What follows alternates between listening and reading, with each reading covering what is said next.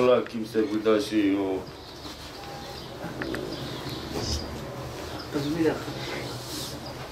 Ben sen gördün. Eyvallah gördüm. Bizim sağlığımız varken kendimize çalışıydı. Eyvallah çalışıydı. Gece gündüz hani biz kime muhtaç oldu Aziz abla. Yukarıda muhtaç oldu. İşte bu tufan bize de ya. Ne yap? Böyle oldu. Evet çok şükür. Valla bu zarif kara bite yalan şey yardım edediler. Zaten hemen Götüremedik. yoktu git kara dedi. Anası her gün hasta, ben hasta.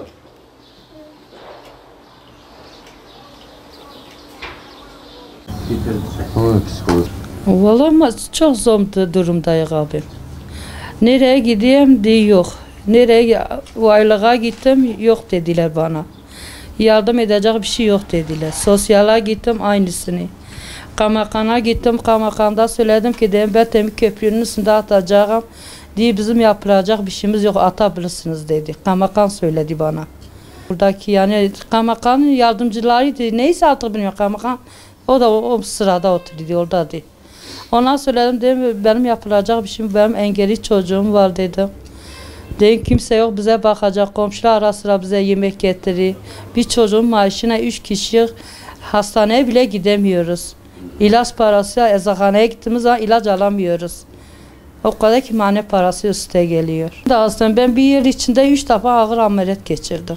Ne ameliyat yapmışsın? Ve kitle akciğer böbrek arasında kitle çıktı. Kanser kitlesi. Ben okulda gelirler evde size fizik yaptırırlar. Çünkü götürüp getiremiyoruz okula. Neden? Asansör var yapmıyorlar. Fakirdi yani. Nerede fakir varsa bu binada oturuyor. Yapsam olabilir. Doktor umut bekliyor yani doktor. Dedi yani tedavi üstünde dursanız. Ama ona da para çok gider. Dedik de ayın 17'sinde kesmişler abi.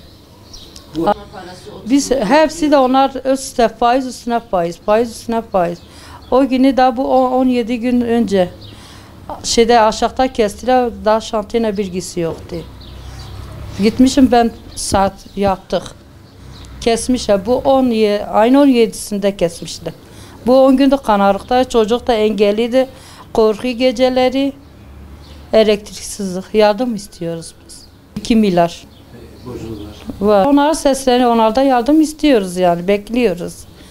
Bu Ramazan ayı önümüzdedir. İnşallah yardıma gelirler. Ben çiftçilik yapıyorduk.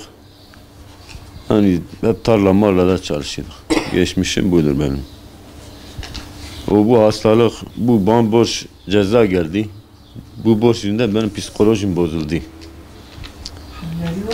Yani bilmem psikoloji ne oldu, bende tansiyon hastalığı çıktı. O bir türlü ben kendime gelemedim. Tansiyonu bir kere de 30'a çıkıyordu, 20'ye çıkıyordu. Yani hep abiyle ambulans, hasta, Bu 3 senedir ben dışarı çıkmadım. 3 sene ben dışarı çıkmadım. Her günde 3 defa bak komşularım da biliyor. Her gün ambulans, zaten raporlarım hepsi belli. Gideyim diye bir şey yok. Diye bir şey yok. Abiyle hiçbir sonuç alamam. Zalim işte tansiyondur. Diysen de gizli tansiyonun fırlıyor. O hep psikolojinde de. Diysen ruh hastalığım var bilmem ne. Yani çok şey yaptılar. Psikolojiyle de gittim. Hiçbir şey bırakmadım. Borç tabii ben yani borçta sadece elektrik su ben diyen borcum olmasın bana yeter. Kuru ekmek olsun bana yeter. Çalışamıyorum. Çalışabilseydim, sağlığım olsaydı ben 100 milyar borcum olaydı keşke. Ha. Sağlık olmasa ben nerede getiririm? Dışarı gidiyor, dışarıda düşüyor. Ha, düşüyor. Kaç defa düştüm. Gidemiyorum. Dışarı gidemiyorum. Çalışabilseydim borcumu öderdim. Çalışamıyorum. Çocuklar zaten çocuğa ben bakıyorum benim psikolojim boyunca. Benim aileme huzuru kalmamış. Çocuğum hep ağlıyor. Baba niye bana bakmışsınız? Baba millet okula gidiyor niye beni götürmüşsünüz? Fiziğe bile götüremiyoruz. Kendimize bakamıyoruz. Nasıl ona bakacağız? Eşim 2-3 defa ameliyat oldu. Yani artık bıkmışım ha. Yani hayatta da bıkmışım. Çocuğum her gün ağlıyor.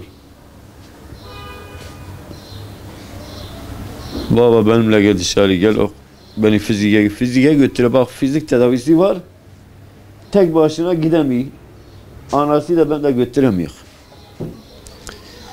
Fiziği var biz götüremiyor. Her ben değil fizikte düzelir ayağı bak. Gitme ayağı yap yamuk oldu. Götüremedik. Anası hasta ben hastam. Kim bunu götürecek? Ben her gün dışarı çocuğa bakıyorum ben bağlamağım geliyor. Bir çocuk dışarı görün millet oynayırken ne şey yapıyor, oğlum hep içeride hep şey yapıyor. Biz bakamıyoruz. Kendimize bakamadık.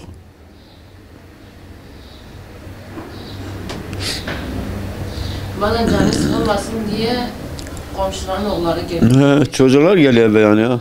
Onunla içeride oynuyor. Daha çocuk artık o da bıkmış, o da psikolojisi bozulmuş. Huzur kalmamış, bir şey kalmamış. Abi.